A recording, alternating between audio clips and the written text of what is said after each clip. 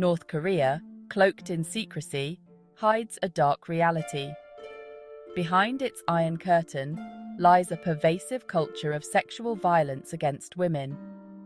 This abuse, often unreported and unacknowledged, permeates various levels of society. From detention centers to workplaces, women face an alarming lack of protection from predators. The totalitarian regime, with its absolute control over information, effectively silences victims. Fear of retribution prevents women from reporting abuse, perpetuating a cycle of silence and impunity. This essay aims to shed light on the plight of North Korean women subjected to sexual violence, highlighting the urgent need for international attention and action.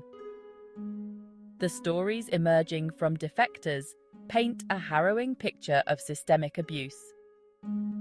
Women detained for attempting to flee the country or accused of minor offences endure horrific conditions.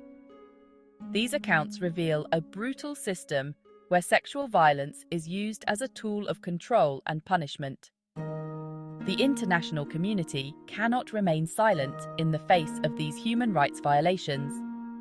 It is imperative to hold the North Korean government accountable for the safety and well-being of its citizens, particularly women and girls who are disproportionately affected by this violence. For women in North Korean detention facilities, sexual violence is a constant threat. Former detainees recount harrowing experiences of rape and abuse at the hands of guards. These women, often imprisoned for minor offences or simply for being related to those deemed disloyal to the regime, are subjected to unimaginable cruelty. The Kwanliso, North Korea's notorious political prisons, are breeding grounds for this abuse. Within their walls, women endure forced labour, starvation and torture, with sexual violence being a common occurrence. The lack of oversight and accountability within these facilities allows perpetrators to act with impunity. Pregnant detainees face further horrors. Forced abortions and infanticide are routinely practiced, demonstrating a shocking disregard for human life. These atrocities, carried out under a veil of secrecy, expose the brutal reality of the North Korean regime. The testimonies of survivors, though difficult to hear, are crucial in exposing these abuses. Their stories serve as a stark reminder of the human cost of North Korea's isolation and oppression. Beyond detention centers, sexual violence permeates North Korean society. Women in the military and those working in government positions are particularly vulnerable to exploitation by their superiors. The power imbalances inherent in these structures create an environment where abuse thrives. High-ranking officials and military personnel often operate with impunity. They exploit their positions to coerce women into sexual relationships, using threats of demotion, imprisonment, or worse, to silence their victims. This abuse of power preys on the vulnerability of women struggling to survive within a repressive system. The culture of silence surrounding sexual violence further emboldens perpetrators. Victims are often reluctant to report abuse due to fear of retaliation or social stigma. This lack of accountability allows perpetrators to continue their predatory behavior without consequence. The North Korean government's denial of these human rights abuses only exacerbates the problem. By refusing to acknowledge the issue, the regime effectively condones the actions of perpetrators and perpetuates a culture of impunity.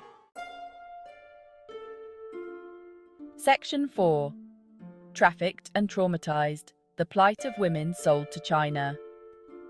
The desperation to escape North Korea's oppressive regime drives many women into the hands of human traffickers. These traffickers, often operating with the complicity of corrupt officials, promise a better life across the border in China. However, for many women, this hope quickly turns into a nightmare. Sold into sexual slavery or forced marriages, these women face a new set of horrors. Subjected to physical and sexual abuse, they are denied basic human rights and treated as commodities. The trauma they endure has lasting physical and psychological consequences. If caught by Chinese authorities, these women face further persecution. Instead of receiving protection, they are forcibly repatriated to North Korea. There, they are met with suspicion and punishment, often imprisoned or sent to labor camps. The plight of North Korean women trafficked to China underscores the desperate situation within the country. It highlights the lack of opportunities and the constant threat of violence that permeates their lives. Section 5. Silence and fear.